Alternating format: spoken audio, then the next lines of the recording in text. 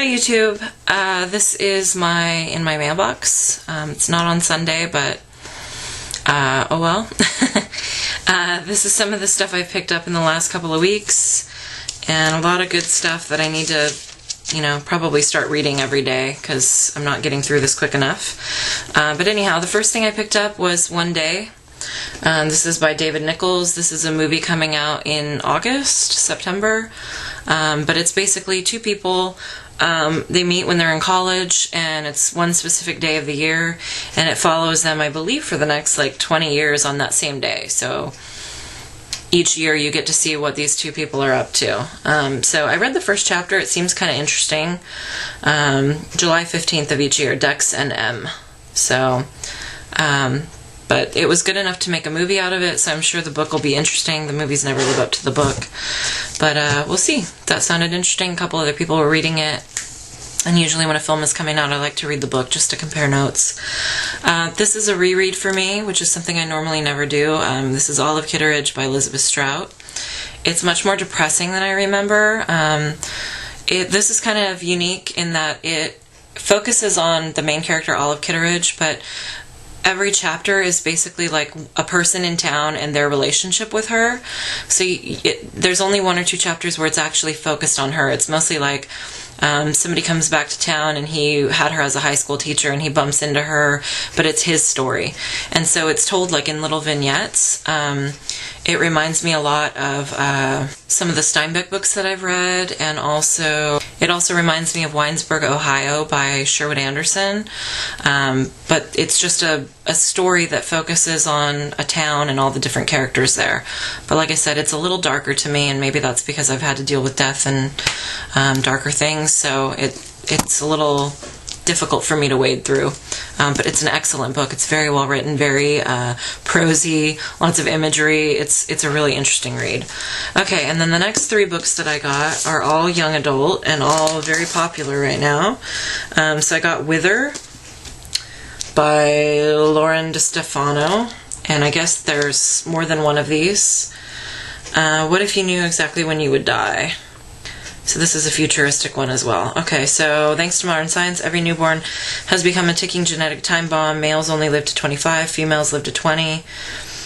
So it's a futuristic, maybe dystopian society type of book, which I really enjoy. And along those same lines, I also got Divergent by Veronica Roth, which everybody has been going crazy over. So this is also supposed to be about a futuristic society where people are divided into factions. Kind of like Gattaca, where your career or path is chosen for you. Also reminds me of that movie that came out recently with Bill Murray and the kids who live underground. I can't remember. Reminds me of The Giver. A lot of those other ones like that, where everyone's given a role in society. I guess because of the Hunger Games and maybe just in general, this kind of genre has become very popular. I really love it. I think it's a really interesting... I'd almost rather read this kind of stuff than this kind of stuff. So this is Anna and the French Kiss by Stephanie Perkins. Everybody's been talking about this one too. Maureen Johnson says it's very sly, very funny, very romantic. You should date this book. So we'll have to see, because I have Maureen Johnson on my book list as well. But yeah, a lot of people said this is a really cute book. It's a fun read. So a lot of young adult. I've realized that it's pretty popular on YouTube, and it also is fun.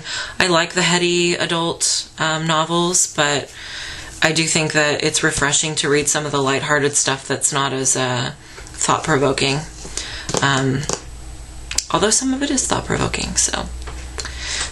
I almost forgot. I did pick up two things that weren't from the library. I purchased books. Oh, my goodness. These were at Big Lots, and I was kind of surprised that they had such a huge selection of books. They had a lot of really good stuff. I tried to not go overboard just because I like getting stuff at the library. But I did get the Sex and the City 2 book. This was $3. It was normally, I guess, $14 at Kmart or somewhere. But I have the first one that was for the series. So, I don't know. I kind of like these. They show all the different fashion that the characters wore. So, really nice little book for $3. And then I also saw this, which I kind of wish they'd had something else, because this is the one book I've read. But this was only 50 cents, and this is An Abundance of Catherines by John Green, who is a Prince Award winner for excellence in young adult literature. But yeah, I have all his other books on my list. This happened to be the first book I read by him, and so this was the book they had at Big Lots. 50 cents though, 50 cents. So it's in very good condition. Everything looks perfect. And there's Mr. Adorable John Green in the back. So if you haven't read any of his books, I highly recommend him, based on this one book, and I will be reading his other ones eventually, soon. So that's everything. I'd love to know what you guys are reading, and I will talk to you all soon. If you'd like a review of anything, let me know, and I'm going to be doing a review of Nightly Academy in the next day or two, just because I have some things to say about it. So I'll talk to you guys later. Thanks for watching. Bye.